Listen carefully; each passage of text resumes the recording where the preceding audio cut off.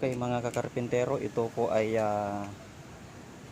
door ng cabinet mga kakarpintero. Bali double po yung kanal natin. Ayan, gumamit tayo ng rabbiter, yan o, at saka router. Bali ito pong nasa ibaba, ilalim, dito po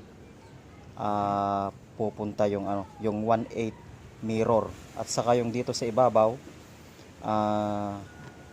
yung 3/8 plywood mga kakarpintero. Ayan o. So bali pag nilagay siya, ganyan na siya. At yung sa ilalim, punta doon sa ilalim naman mga kakarpintero, mirror. Ayan o, yan yung space nya. Okay mga kakarpintero, thank you for watching.